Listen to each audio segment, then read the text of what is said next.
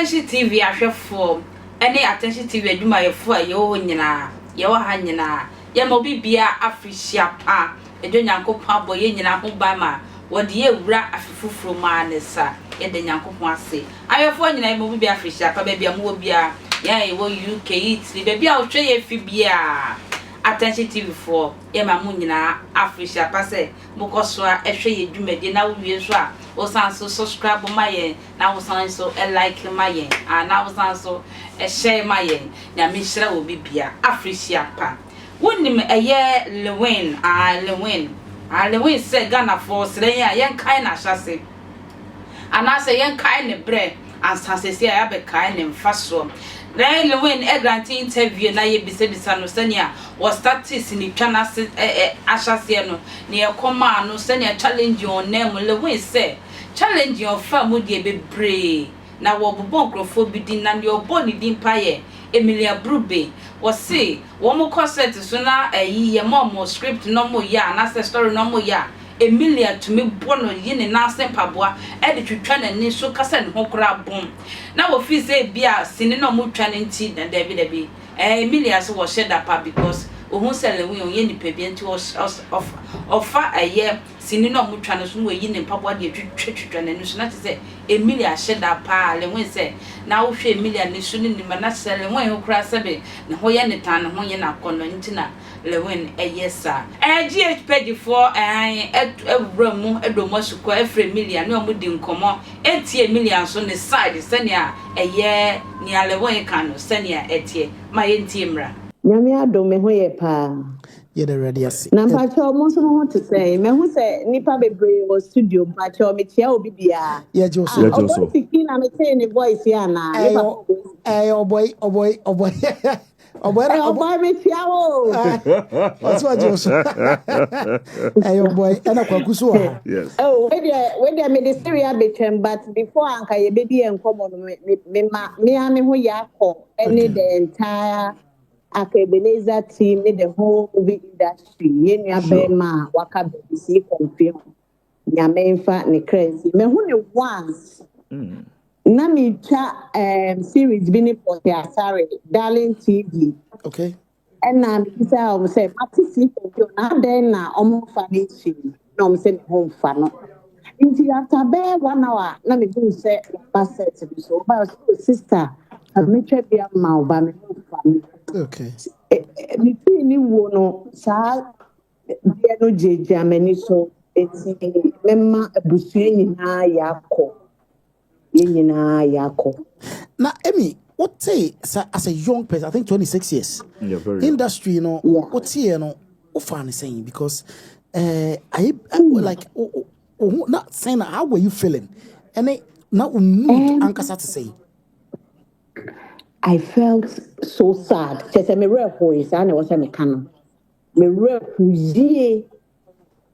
Now so it's yeah, and me. Kakra Martin in front of me say the way I not what just a beauty. Aka ogun nyame. Nyame so na eji. Ono ane de man ono ane oji. The me can say owu kradia in front of me. Nyame fa ne kansi. Na omo yenya ya ka eche mi nyina ho ban omo busua no so ahoden Ebenezer ne team so me nko echomde emi yeda say yenyina no eka ese eka wona nti ana aka auto nti aka yenyina eti no yema the entire industry nyina yakọ na emi the widow new movie eba bonten ana Babylande alande e wo YouTube sisi a okọ Emelia sawa eda ho yeah, they told her 12 p.m. Yeah, down. Tell me about the widow and what some kakra to say. Give us a little bit and you be time the storyline kakra bi. Okay. And you tell me say we are saying na obema bi atoba or ye boafo. Yes. Now obema so don yiri bebra it me cry the time brel. No correct. Oba say wo ye kuna. Wo he de ni besi. Say be man do. Odo bro so a e de niam bebre babata this o chef the widow. Okay. All right. What's your started streaming? I started streaming on YouTube so. Emelia's hour. Emelia's hour. Now I said we dey make today so no matter when you team nyina say ye did that buy no mo model boy nyame hia mo pa. Amen. Yes, we that's it. Yes, we that's it. Kwaku, na wo see me bomb machi o. Hey. Emi bache. Na kwaku na wo say dey na Emi dey was say. No, me say in the flyer no. Na dey na Emi aswe ya say me show flyer to say. E fuada ka na sumi o. E fuada ka proper one I form so many months and omo dey aso ame no. Na kwan fa so esumi dey. I just see a crochet. Na me say omo ntimi nye bibi simple bi emfa ma me o se debi e wo say ye funada ka nkasa. Enye bia ne say ye funada ka ya ehu ya yensu ye bi say.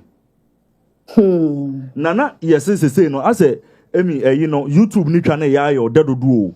Say no wo twa YouTube no wo hwe say wo betia dan so atwa bi na de aba cinema.